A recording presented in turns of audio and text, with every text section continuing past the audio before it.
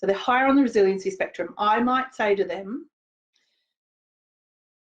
okay, can you notice how big it is, how much room that takes up? And they'll say, oh, it's my whole chest. And I'll say, can you just notice where the edge is? Can you notice exactly how far it goes across your chest? And they might say, oh, well, I think it actually goes to just before my armpits, just before. It's not in my, and I'll just check in with them, like, it's not in your armpits, it's not that far, no, it's just before my armpits. I feel like it's there. Maybe it's even a little bit in. Okay. That's my edge. That's the edge of it. And then I would say to them, okay, so now you found the edge of where it's really tight and really uncomfortable.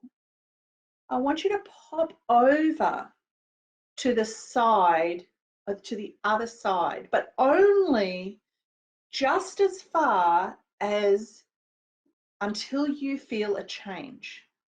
Now that can be as far as you need to go, but only as far as, at first, when you feel the first change.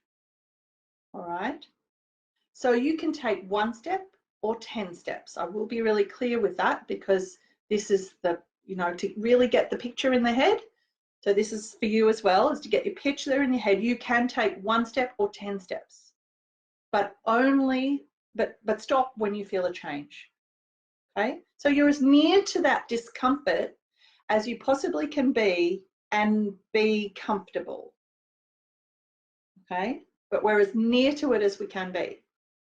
Okay, so that's what we do, and we'll say, okay, yep, I can do that. I'll be in my armpit, and that feels okay to be in my armpit. So from there, what I suggest you do is, from your armpit, you want to survey the landscape. You're actually looking out over the landscape and noticing the terrain of the tightness and discomfort in your chest. So I'm not taking you away from, I'm not suggesting you run away to a comfort zone. We go to a comfort zone so that you can be present with the discomfort. All right? This is a way to build resilience.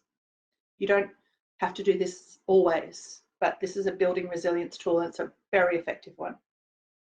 Too complicated to explain in the ebook. So when you're in that zone where you're feeling comfortable, but you're able to survey the land of the discomfort, all right, so get a sense of it. Is it a plain? Are you standing on top of the edge of a cliff? Is it the Grand Canyon? Get a sense of, are there animals and trees? Are there other people? What is that landscape of the discomfort? Get a feel for it, get a sense for it. You might not get in visual images, that is okay.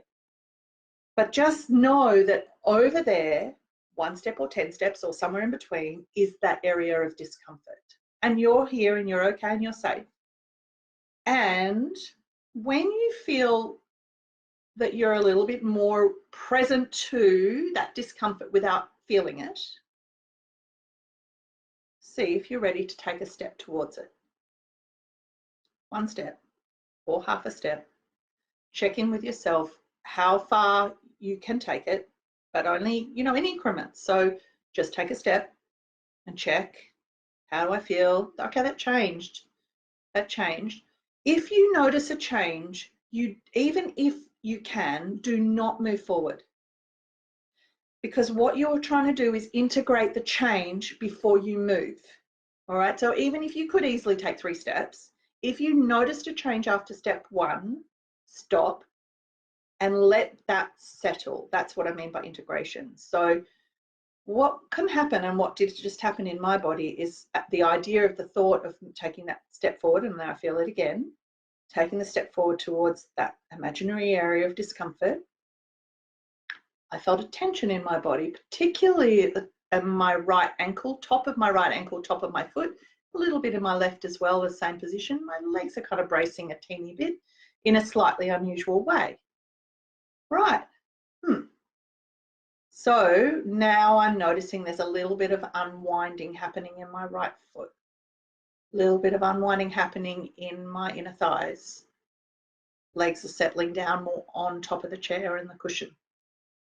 So as that happens, that is me settling into the fact that I've taken that one step forward towards the discomfort. Now talking about it, now I'm still staying settled in my chair. Like my backs of my thighs are on the cushion of my chair. I can really feel them.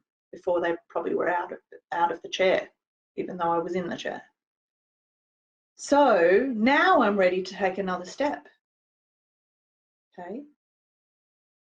And now I notice that kind of inside my body tenses, but it's not an external tension like before. It's this kind of inner bracing that happens. It's smaller and more subtle, and I can feel it more in my knees, less in my ankles. And I just take that step. Yep, and I just felt a little pulling in my hamstring. It's really, really subtle. It's not big. You might not have that degree of awareness, or you may have more, right? Some people are even more aware. Wherever you are, you may notice at least a small change. And it doesn't matter if you kind of get it exactly what's happening, but if you notice there's a change, even if you cannot name it, that is enough for you to say, I stop here, I settle, and I do some form of integration, which is basically just a bit of settling beyond the settling. There are other ways to integrate, but not now. And then think about moving forward again until you come into this zone of discomfort, but you don't have to even do that. You're building resilience by just moving towards it. So in a session with somebody, let's say they took 10 steps. You took 10 steps. And we might actually only take 3, and that might be the session. That is building resilience. You don't actually have to go into the trauma or into the discomfort or into the zone of, activation in order to start to build your container and build your resilience. You don't have to. You just get closer to it. And that's why you don't have to overwhelm anything. It's beautiful. It's exquisite in its really sort of fine gentleness. And these are the pieces that, often get overlooked in sessions.